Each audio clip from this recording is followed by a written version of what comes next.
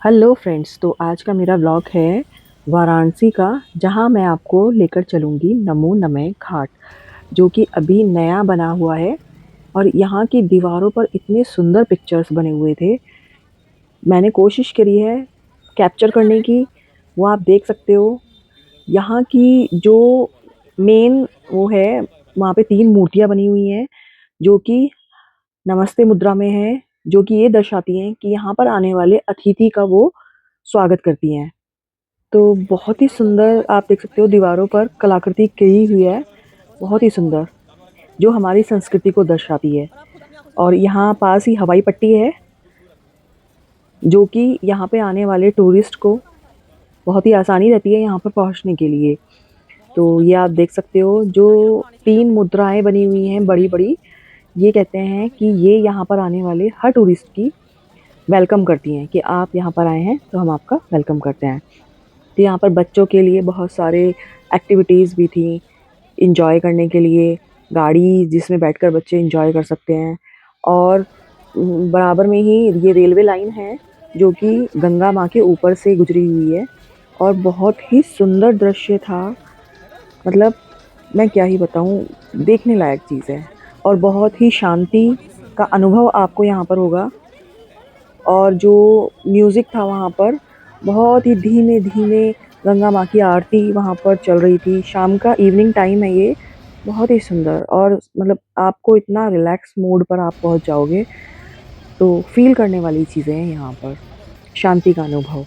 तो हम लोगों ने यहाँ पर थोड़ा टाइम स्पेंड किया बैठकर।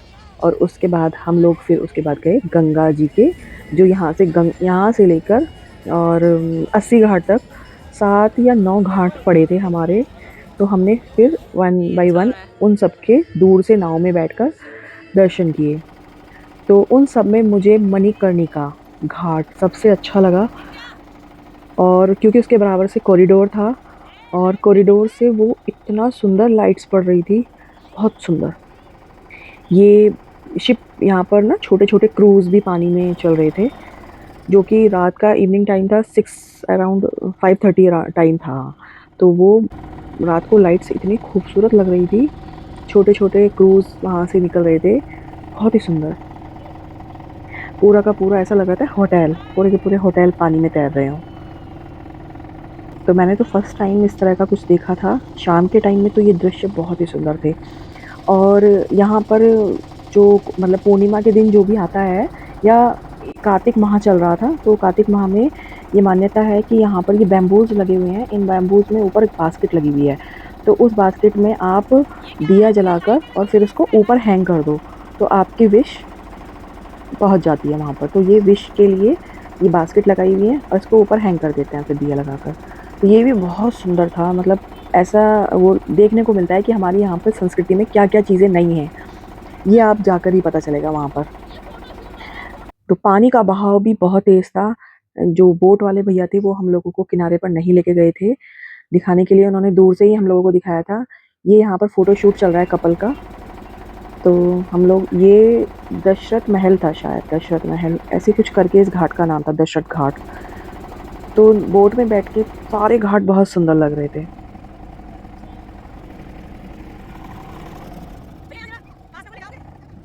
अब ये फाइनली हम पहुंच गए हैं मणिकर्णिका, जो कि my one of the best ghat. मुझे ये बहुत ही सुंदर लगा। यहाँ पे जो जब हम वाराणसी की गलियों में थे, तो हम लोगों को पता नहीं था कि हर 10 मिनट में एक डेड बॉडी वहाँ से निकल रही थी। तो मैं ये सोच रही थी कि ये इतने खुश होकर इसको क्यों लेके जा रहे हैं।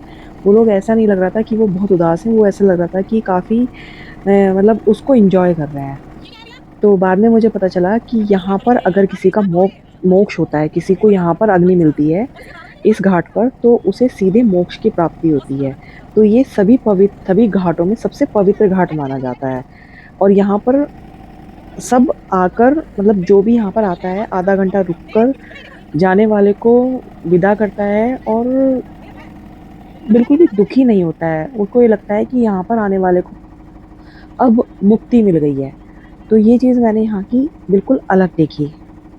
और उसके बाद ये भी कोई महल था, मुझे इसका नाम याद नहीं है, ये भी दूर से बहुत सुंदर लग रहा था। तो वन बाय वन हम लोगों ने यहाँ पे सारे घाट एंजॉय करे, जो कि रात की रोशनी में बहुत ज़्यादा खूबसूरत लग रहे थे। तो उसके बाद में हमारा लास्ट स्टॉप था 80 घाट।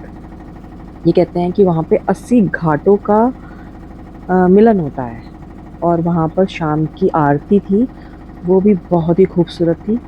तो वो अभी मेरी आगे आप देखोगे।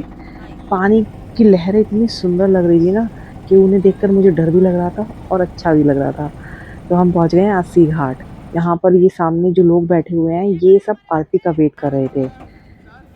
और यहाँ पर पहुंचकर हमने ली यहाँ की फेमस चाय। ये यहाँ की फेमस है मैम, लीजिए आप।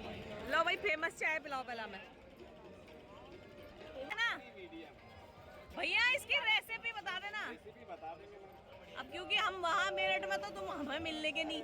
मेरठ में जो मैं बता नहीं, ये बहुत ही बढ़िया है। मैं तो सुबह की चाय ना पीऊँ,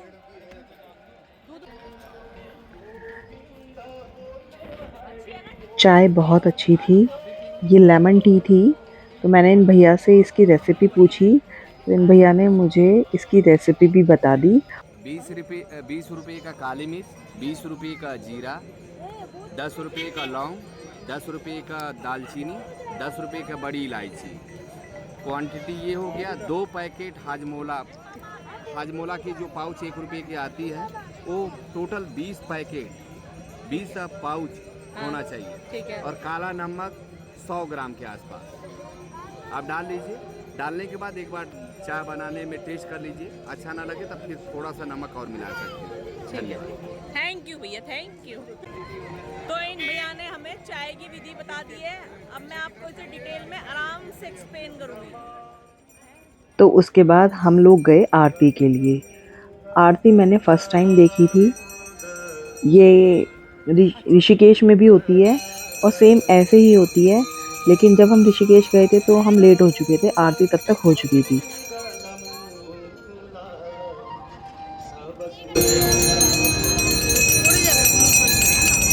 जय जय भागीरथ नंदिनी, जय नरनाग विबुध बंदिनी, जय कठोर नरनाग विबुध बंदिनी, जय हनुमान।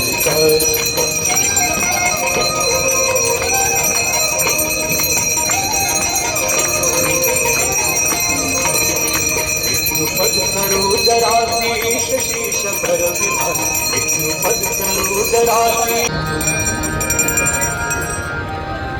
जय गंगे माता मैया, जय गंगे को वांछित फल दाता। जय गंगे माता हो, जय गंगे माता मैया, जय गंगे माता। गंगा गंगा मांगा नमने करो, गंगा मांगा नमने करो, गंगा मांगा नमने करो।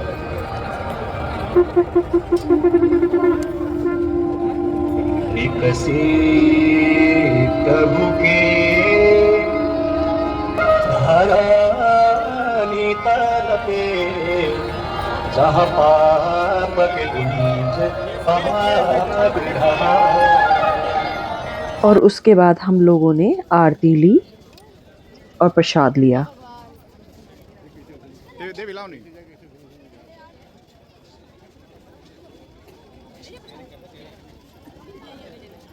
और उसके बाद हम लोग स्टेशन के लिए निकल लिए। तो इस तरह से हमारा ये सफ़र पूरा हुआ। आगे भी और वीडियो देखने के लिए मेरे चैनल को सब्सक्राइब करें। Thanks for watching, bye bye.